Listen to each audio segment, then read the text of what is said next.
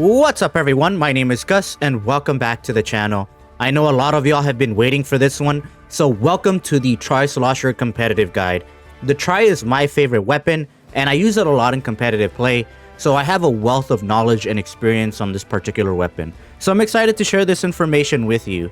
In this video, we're going over the vanilla Tri, and for part 2, I'll be covering the Tri-Slosher Nouveau. The best way to be kept up to date on when part 2 releases is by subscribing to the channel. So look forward to seeing the Tri-Slosher Nouveau guide as well.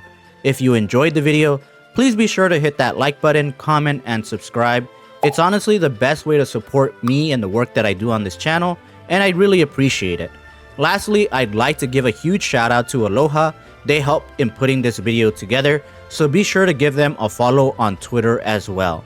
With that out of the way, let's get started on the video. Let's first start off with the history of the Tri-Slosher. This bucket was first added to the game in Splatoon 1 alongside the Slosher and the sloshing machine. The Tri-Slosher is a plastic bucket that is divided into 3 sections where it holds your ink, hence the name Tri-Slosher. In Splatoon 1 and Splatoon 2, the bucket is green, its shape is circular with 3 sections, and it has a light green handle. Transitioning to Splatoon 3, the Tri went through a complete redesign. The bucket is now blue, square-shaped, divided into 3 rectangular sections, and the handle is yellow. Interestingly, when the Tri-Slosher was first designed for Splatoon 1, early concept design of the weapon actually resembles the shape of the Tri-Slosher we have in Splatoon 3. So it looks like the devs wanted to bring back an idea that was changed in the first game. This bucket, compared to its counterparts, throws ink in 3 directions simultaneously. Compared to the standard Slosher, it has a faster fire rate, is more mobile, but has less damage output and less range. The vanilla kits for this weapon have always had a special that protected the Tri, but that changed in Splatoon 3. In Splatoon 1, the Tri-Slosher had Disruptor and Bubbler, while in Splatoon 2, it had Burst Bomb and Ink Armor. Splatoon 3 decided to switch it up and give this kit Disruptor's successor with Toxic Mist, and a special that a Slosher has never gotten, the Inkjet. Given its kit in Splatoon 3, the vanilla Tri-Slosher plays an aggressive playstyle aimed at punishing, picking, and creating pressure on the enemy. Tri as a main weapon is already good at punishing the opponent given its fast fire rate and really good hitbox. So when paired with Toxic Mist and Inkjet, it highlights some strengths of the weapon and covers some weaknesses of the weapon as well. Toxic Mist serves as a tool to stall areas and trap enemies, which can be helpful for the Tri when you want to slow someone down and close the gap between you and the enemy. And then you add Inkjet to the mix, a special that finally gives Tri a way to challenge from a distance. Tri has really short range, but now that it has Inkjet, it's able to enhance its aggressive momentum and extend it with additional range and height that allows it to pressure from new angles. This kit is truly the first full-on aggro kit we have ever seen from a Tri in all 3 games.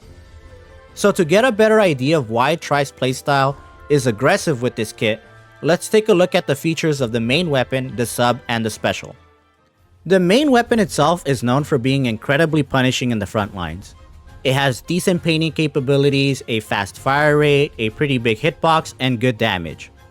Basically anyone that comes within your range, this weapon has a high likelihood of picking the enemy off because of the various strengths this weapon has. So let's start off by talking about the damage. It has considerably good damage with a base damage of 62 for the direct hits, so all you need is 2 and you can pick off the opponent. The lowest damage you can do is 35, but that mainly occurs if you're in a different height, since this weapon does suffer from fall off damage. Just know because the Tri-Slosher shoots ink in 3 directions, it has different ranges. The middle slosh has the most range, and the sloshes on the side have the shorter range. Even though it has 2 different ranges though, they all have the same damage values. But to be more consistent with your fights, you want to get hits with the middle slosh. When you jump, you also get additional range. So if someone is backing up, use your jumps to extend your slosh. Trust me, one thing people underestimate with this weapon is its range, so you can use that to your advantage. Alongside its good damage, it also has a good fire rate. At least compared to the other buckets, the Tri has the fastest fire rate, which can be helpful in picking people off quickly. When you throw your first slosh in Inkling form, it takes around 13 units per frame, and when you swing continuously after that first slosh, it takes around 23 units per frame. This is considerably fast when compared to other weapons in the game, with the exception of some other short-range weapons. For example, most short-range shooters like the splatter shot have better startup frame, so if they shoot at you first, you may not win or you might just get the trade. So be aware of who you're choosing to fight and from what distance, and always try to catch them off guard with the Tri. Since this weapon is a lightweight weapon, it will have better movement speed than your standard weight and heavyweight weapons. Lightweight weapons have a 5% increase in swim speed and 8.3% increase in run speed. This speed could be incredibly helpful when engaged in a fight or getting around the map. Lastly, Tri-Slosher has a very generous hitbox. Because of how the slosh is spread, you're able to cover a pretty good amount of area to either paint around you or pick people off close to you. It's really helpful in enemy control, meaning that if you're confronted by several enemy players at once, it's easy to potentially get a double, a triple, or a quad. So use your hitbox to your advantage. With these strengths in mind, you want to think about how you can punish people for bad approaches and bad positioning. This is what we call the punish game. What you can do is shark, wait stealthily under a ledge, under a puddle of ink, and punish them for pushing in aggressively. You reduce people's options, you bait them in, and you pick them off. Some people think that Tri-Slosher is just moving forward and spamming the ZR button, and while that is a strength of the weapon in taking people out fast, I think this weapon truly thrives on how you position yourself and how you close the gap between you and the enemy. For example, one weapon that Tri excels at punishing is the Tetra dualies. Most Tetra mains hate playing against Tri players because, regardless of their dodge rolls, Tri has sufficient range and a wide enough hitbox to hit the Tetras while they dodge roll. By far one of my favorite matchups in the game because as the Tetras continues to feed, you're constantly punishing them for pushing up aggressively. Also, like any bucket, you want to take advantage of playing around ledges, blocks, and cover because it'll improve your survivability while also abusing the Tri's strengths to pick someone off quickly. But even though Tri has all these strengths, it does have some weaknesses that you need to be aware of. There are two weaknesses I want you to know about the Tri, and that's its range and its dependency on map control. Starting off with the Tri's short range, it has the shortest range out of all the buckets, and it has a slightly lower range than the splatter shot for comparison outside its weapon class. Tri's weakness can be exposed when paired against long range or mid-range weapons, since they'll try to keep you at a distance.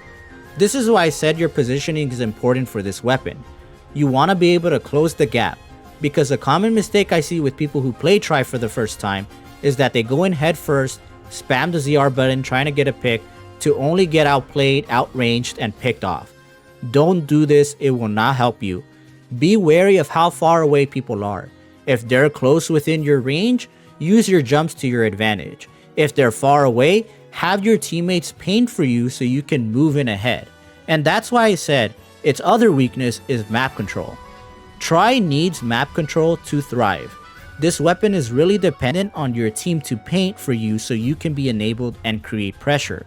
Tri-Slosher has decent painting capabilities, but you're likely to be engaged in a lot of fights, you'll be sharking, and you have a kit that doesn't really help in the paint department.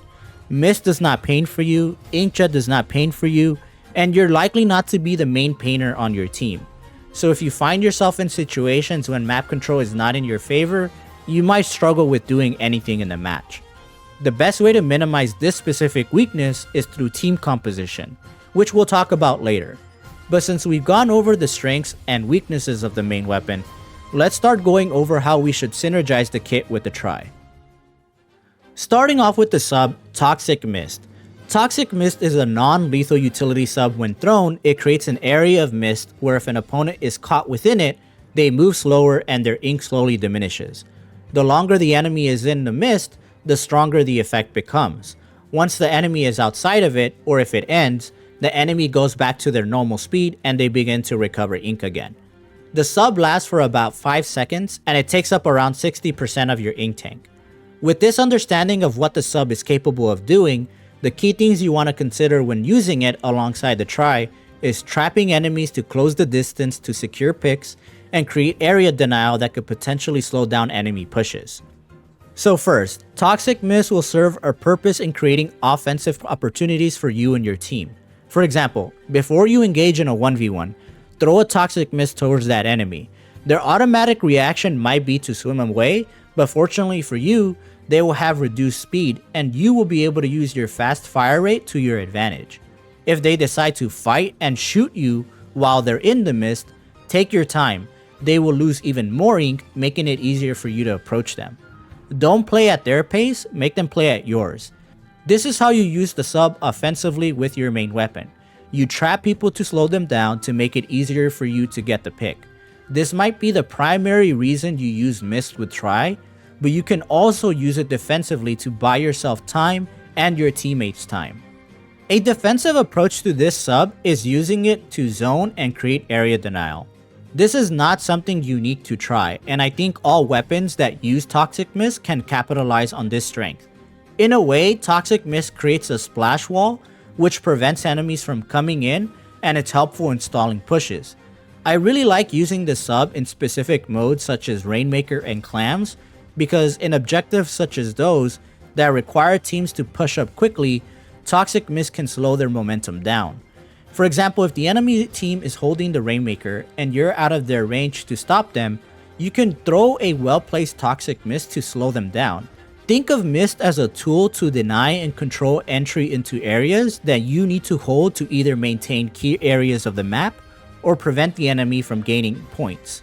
Take Rainmaker checkpoints for example. There are some spots where you can throw Toxic Mist where it can be very helpful in preventing a checkpoint loss or a huge loss of points. Here are some common Toxic Mist spots that I love using Toxic Mist on.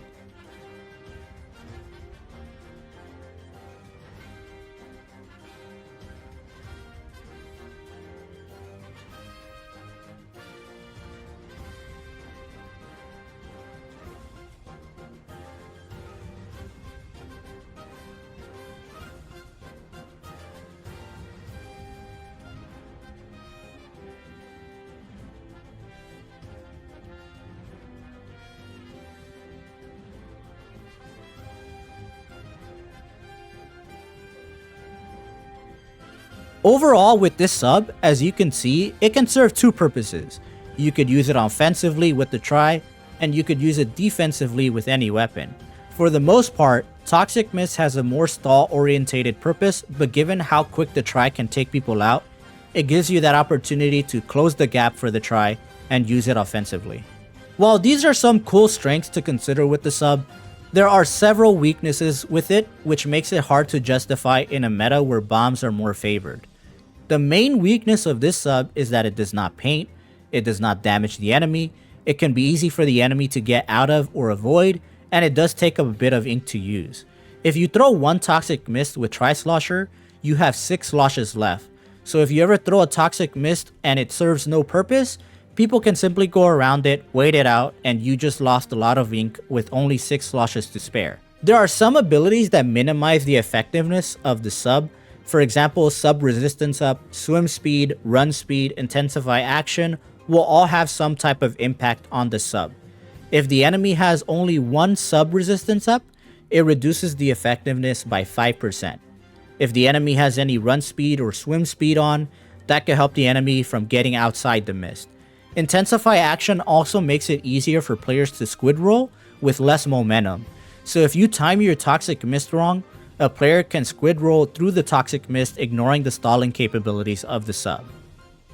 Earlier, I compared this sub to kinda acting like a splash wall where it walls people out, but the big difference is that splash wall is actually tangible and Toxic Mist is more of an illusion if anything. Because the mist only lasts 5 seconds, an enemy team can recognize that the mist can't really hurt them. They can squid roll through it unlike a splash wall. It's a temporary stall mechanic with no lethal consequences if it has no follow-up. And lastly, Toxic Mist does not enable your mobility in the game. One of the rough spots for Tri-mains transitioning to Splatoon 2 to Splatoon 3 was its loss of Burst Bomb. Burst Bomb served as this tool that could enable the Tri to move around the map and cover its weakness of not being able to paint for itself. If you're playing against a team that is taking away a lot of paint from you, Mist will not help you in those situations. But like I said, painting is not the Tri's purpose. Killing is, and what better aggro special to enhance Tri's capabilities of doing that, with Inkjet. So now that we've talked about the sub enough, let's move on to the special. Inkjet is the first special in my mind that extends the aggressiveness of the Tri while also addressing one of its weaknesses in having short range. When I first saw this kit, I was extremely excited to play it because Inkjet is by far my favorite special in the entire Splatoon series, given how complex and fun it is to use. I made a guide on how to use Inkjet, so if you're interested in a more extended explanation of the special, check this video out. But for now, let's have a mini overview on this special and how you can use it with the Tri. Inkjet is basically a special that propels you into the air with a cannon that does 3 different damage values. 120 damage for the direct hits, 50 for the indirect hits, and 30 for the minimum hits. While in the air, you use the L stick to move around and can use the B button to temporarily gain additional height, which is helpful in pushing into areas that would usually be hard to reach. It's also a good way to dodge incoming shots from the enemy. The benefits of having Inkjet on Tri is that it gives the Tri the ability to change its momentum while maintaining its aggression. It gains new angles and a new height that are not afforded to the main weapon. For example, because Tri already plays around the ledges, this creates the perfect position for Tri to use Inkjet to jump scare opponents. A Tri could simply pop their special, get on top of a ledge, use the B button to get additional height, and take out the opponent. You can play to pick people off below the ledge, but with this special, you now have the opportunity to pick people off above in a quick fashion. It's pretty clear what you're supposed to do with this special, and that's to pick people off and create pressure. Inkjet has become this reliable special that can change the pace of the game. Initially, Crab Tank was the main special that can do that, but because of the buffs to Inkjet, it can do that as well to start the push. You pop your Inkjet, push the enemy back, allow your team to move in. You want to get picks with this special, or at least help your team position themselves in a way where they can clean up what you started. Because of the elevation and mini jump you gain with this special, you can get into areas that normally would be inaccessible and create pressure from that area. These are basically called vantage points.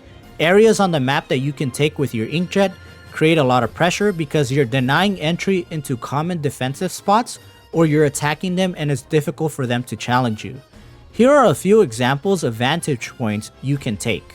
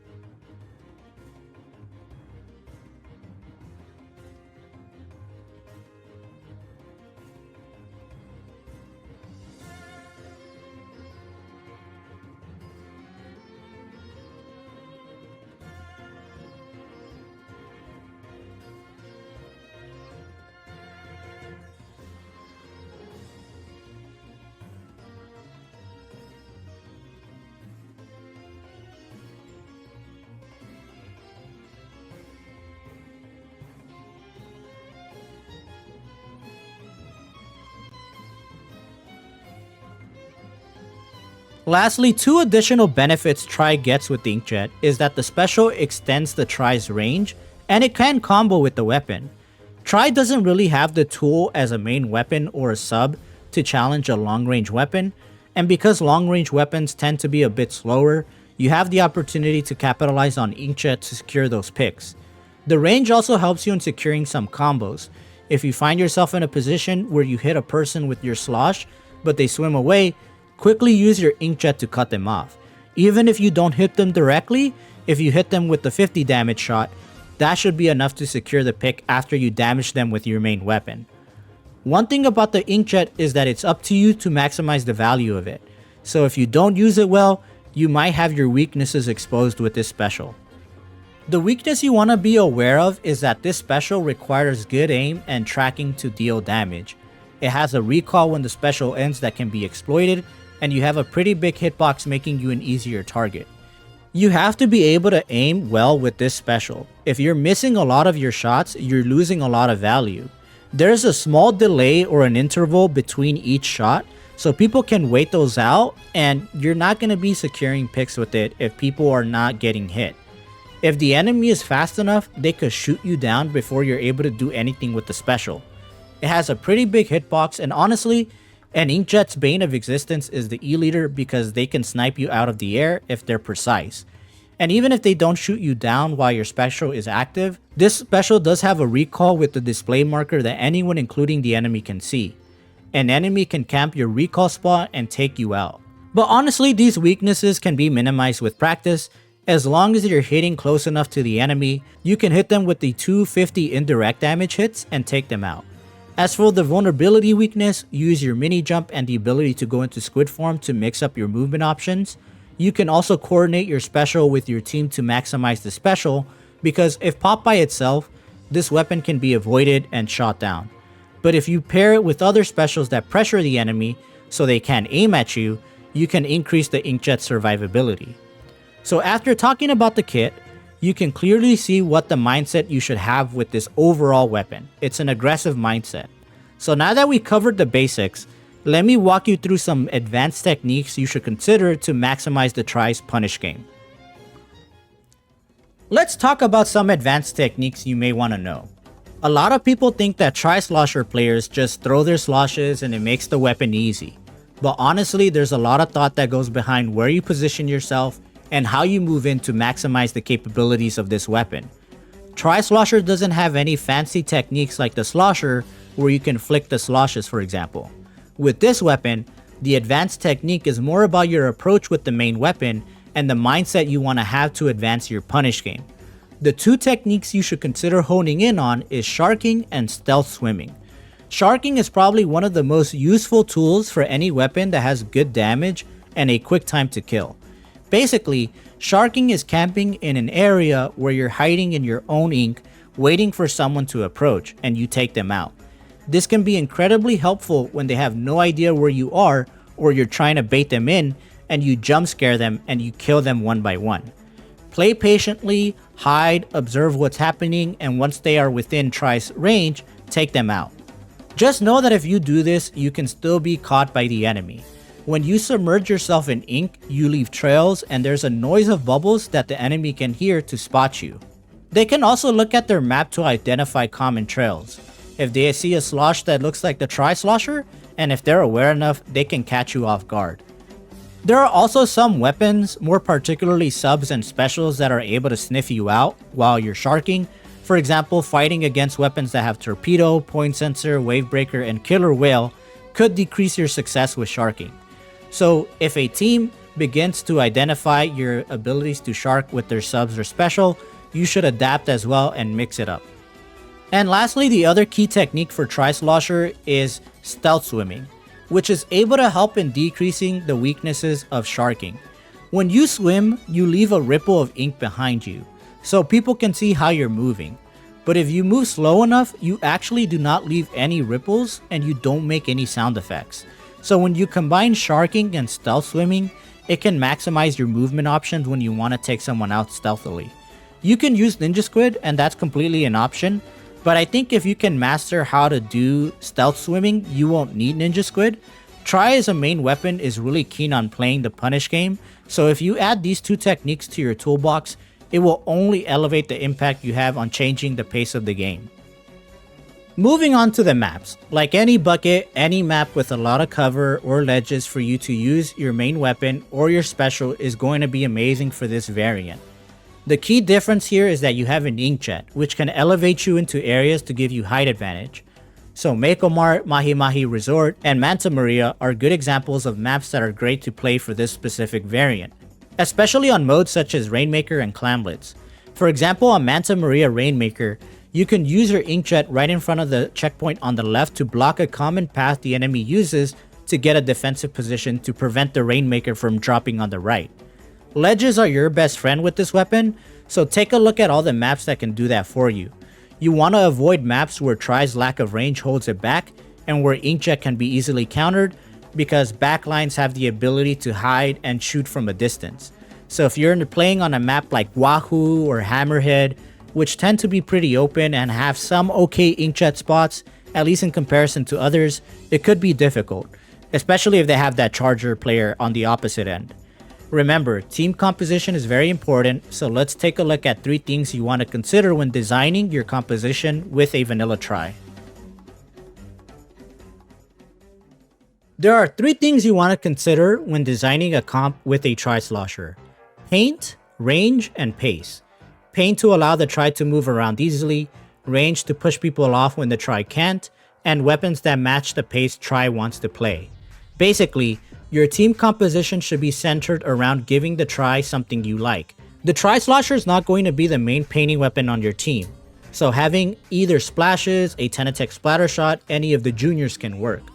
A lot of mid-range weapons work with this weapon as well, so Machine Squeezer extends the range that Tri does not have and covers that weakness for it.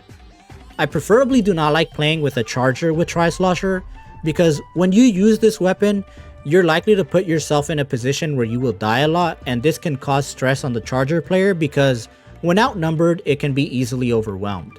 Given its playstyle, you want to have weapons that can keep up. This isn't to say that you can't use a charger or an E-liter, but it has to keep up with pace with the Tri-Slosher. Inkjet also benefits from specials that create pressure. Since you're going for picks, having displacement specials like missiles and Booyah Bomb thrown in an area where you're attempting to get picks are helpful.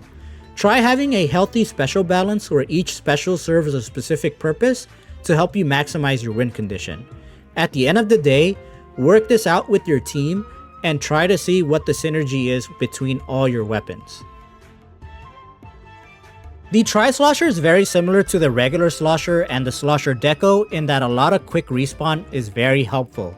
And exclusive abilities such as Comeback, Ninja Squid, Stealth Jump, and Drop Roller are also an option. Quick respawn is your safety net, because you're going to be playing aggro, and if you can't secure a pick, or if you're able to at least get the assist and you die, QR will be there to get you back on the field faster, so your team doesn't have to struggle too much at a numbers disadvantage. Stealth Jump helps you get into the map undetected if the enemy does not see you, and Drop Roller for any recall special can always be helpful, in this case Inkjet. You can use Ninja Squid for this weapon since you'll be sharking a lot, and it's honestly a good option. I don't think you need it if you're using stealth swimming, but if you want to be undetected while swimming at a standard speed, Ninja Squid is a good option. Lastly, you can also use swim speed. Since this weapon is already a lightweight weapon, adding more swim speed will make you even faster, and it could be a good ability to pair with Ninja Squid since it'll minimize the negative drawbacks from that exclusive ability. Some subs to consider when using this particular variant is Ink Saver Sub and Special Power Up. Only 2 subs of Sub Saver gives you an additional slosh. 1 Toxic Mist leaves you with 6 sloshes, and with 2 Sub Savers, you're left with 7 sloshes, which can come in clutch in fights. 2 subs of Special Power Up are really good because it increases the shot explosion radius of the Inkjet. I don't think it's that necessary, but since you might have some slots open, it can be an option. If you have that availability within your gear, these are 2 abilities to consider to add on as subs. Overall, I think this is a really good weapon. People will call Tri-Slosher brain dead, but honestly, I don't care. I play the weapon because I like it and it does its job. It's a Slayer that's able to get into your face and punish people for recklessly pushing in. When you die from a Tri-Slosher, it's not I who made the mistake, it's you who made the mistake. I think people are sleeping on this variant because the Nouveau one is the one that is currently popular of the 2, but given the buff to Inkjet, this thing has some capabilities of being a monster on your team. Inkjet takes a while to get used to, but once you master that special, you can become one of the most aggressive players on your team, whether you're playing solo queue or trying this out on comp. This is the end of part 1 for the Tri-Slosher. For part 2, we'll take a look at the Tri-Slosher Nouveau. If you enjoyed this video, please remember to hit that like button, comment, and subscribe. Let me know your thoughts in the comments below, and like always everyone, thanks for watching.